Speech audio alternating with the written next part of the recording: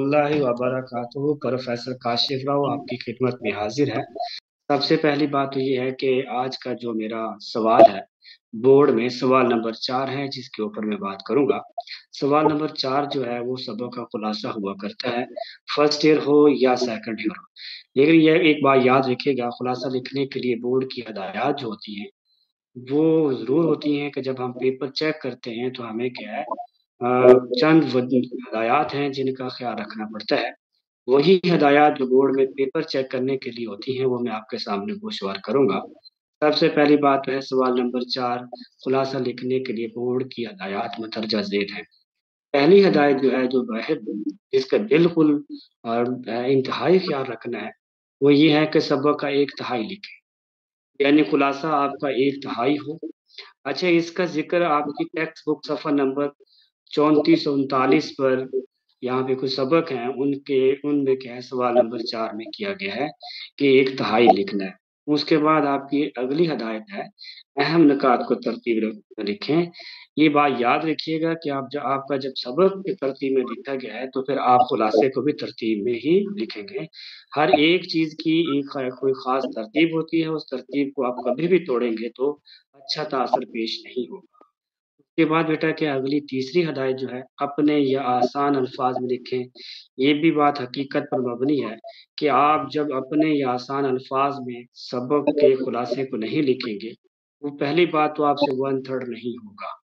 इसका जिक्र भी हमारे टेक्स्ट बुक क्या है सफ़ा नंबर 15 पे किया गया है और सवाल नंबर 4 के तौर पे लिखा होगा, इसलिए इसको भी आप मद्देनजर रखेंगे। उसके बाद हमारी हदायत नंबर जो है 4 है। इसके ऊपर मैं आपके ऊपर क्या है इसके ऊपर मैं क्या आपसे तफ़सीली गुफ्तगू करता हूँ कि जब आपका सबक जो है इबारात की सूरत में लिखा गया है, तो फिर आप कैसे एक ही इबारत में खुलासे को लिख सकते हैं। यानी आप कोशिश करें कि अगर आपका खुलासा सवा 2 सफ़े पे जा रहा है, तो आप उसकी क्या है कम अज़ कम 6 इबारतें बना लें।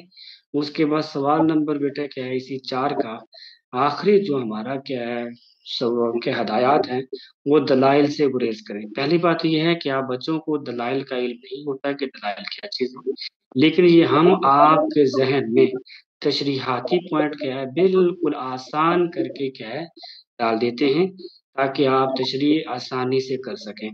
तो इसलिए बाज़ औक़ात बच्चे क्या है उन्हीं तशरीहाती पॉइंट का ज़िक्र अपने खुलासे में तफ़सील से ही कर रहे होते हैं। ये सबसे खतरनाक पॉइंट है जिससे आपने क्या है बचना है कि आप दलाइल से गुरेज़ करेंगे और किसी किस्म की दलील नहीं देंगे। जैसे मैं आपके सामने ये खुलासा रखने लगा हूँ, सबसे पहली बात तो है कि आपका मार्कर का इस्तेमाल जो है वो बेहतर तरीके से होना चाहिए।